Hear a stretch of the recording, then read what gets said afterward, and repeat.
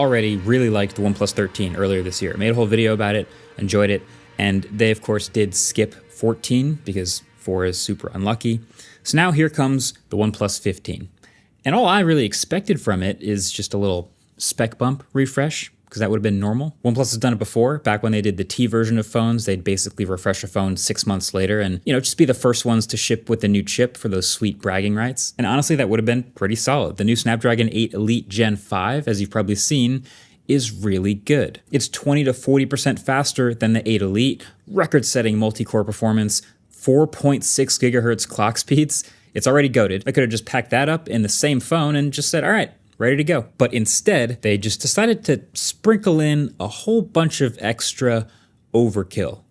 A bunch of little tiny stuff that honestly even the most insane enthusiasts would barely even notice or care about.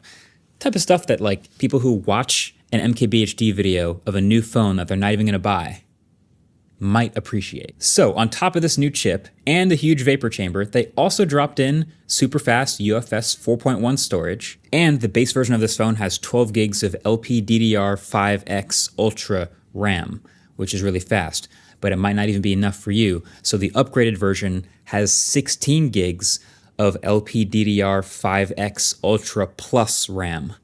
That's as fast as it gets.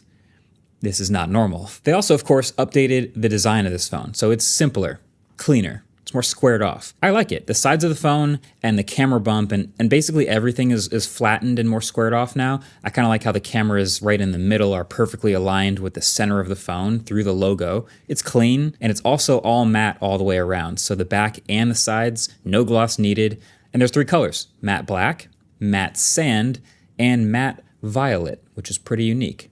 Okay. So even if they did just that, the new chip and this new design, that would have already been about what I expect from a spec bump refresh a couple months later, but this is not that. This is the OnePlus 15 we're talking about, so bring on the overkill. So all of the colors of this phone have this newly developed super tough finish from a process called micro arc oxidation. Essentially, it creates a ceramic coating on the metal.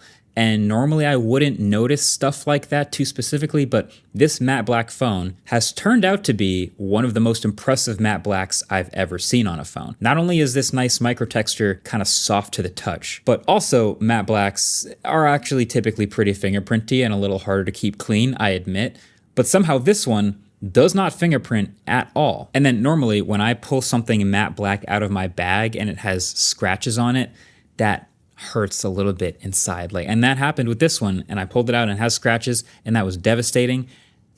And then I realized these scratches wiped off every single time, because it turns out those scratches are actually just the material from the other things in my bag scratching off onto the ceramic. Since ceramics are like an 8 or 9 on the Mohs scale, anything that's not literally diamond is going to be softer than it. This phone isn't taking the damage, it's doing the damage. That's not normal. It's like call an ambulance, but not for me. Now, I don't know exactly how thick this coating is or exactly how well it'll hold up to a Jerry Rig Everything knife event or even a big drop, but I do feel pretty good about normal wear and tear here. And on top of all of that, they've also certified it for IP66, IP68, IP69, and now IP69K dust and water resistance. So not only can it be dunked in water for minutes at a time, but it can also be blasted from close range with high pressure, high temperature water jets up to 80 degrees Celsius. Pretty sure it could literally survive a laundry cycle and be fine. That is also not normal, and it's also hilarious because of OnePlus's history of not wanting to pay for official IP certification for years to save a few bucks. Now they're just doing all the things. Oh, and by the way, it does all this while being slightly thinner than the OnePlus 13, and while getting a massive battery upgrade to a 7,300 milliamp hour silicon carbon battery. So the OnePlus 13 this year already set the tone with an awesome 6,000 milliamp hour silicon carbon battery, which I praised because it dwarfed the S25 Ultra and the other flagship phones, but now it's just getting ridiculous. It's literally twice as much battery as some other phones from just a few years ago, thanks to more silicon content in the anode and higher energy density than ever before. So yeah, this thing just lasts forever. Now, I recently talked on the Waveform podcast about why I don't do battery benchmarks, because so few of them actually represent real world usage. You can optimize for different things, But just know that not only is there no way a phone with 7,300 milliamp hours doesn't do well on benchmarks, but also OnePlus is one of those companies that notoriously aggressively kills background tasks and manages standby time really well. So the fact that I'm getting 7 to 8 hours of screen on time easily on one charge and can basically never kill it in a day is no surprise. Sometimes I'd end a day with like 50%, go to sleep, wake up, and it would have 49% ready for a whole nother day. Also, the fast charging brick comes in the box, which is sadly also not normal, but it also fast charged to the tune of 80 watts here in the US, but it'll do 100 watts in other countries with more powerful outlets. And there's 50 watt wireless charging as a cherry on top. It's still SuperVOOC, so it's still USB-A on the brick, but I don't mind this because it comes with the cable anyway.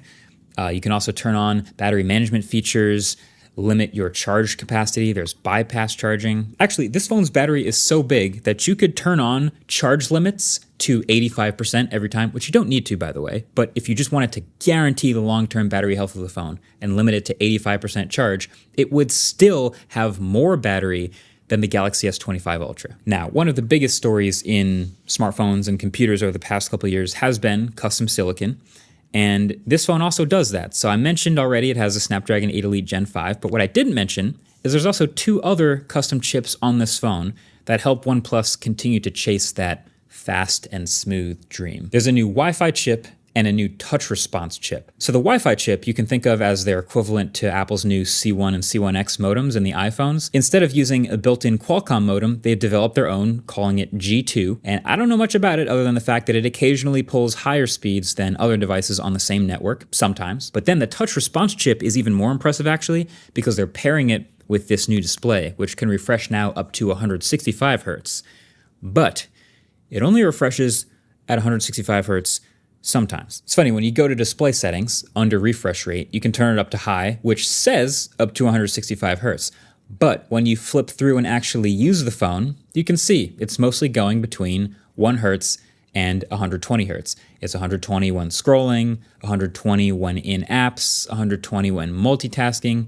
So when is it 165 Hertz? Well, it's just for gaming. So if you open a supported game like Call of Duty, or Clash of Clans, or Real Racing 3, there's a list of them, that is when it kicks up to 165 Hertz. So the list of supported games is pretty short right now, but in these specific games, it basically pins the frame rate at 165 and keeps it there.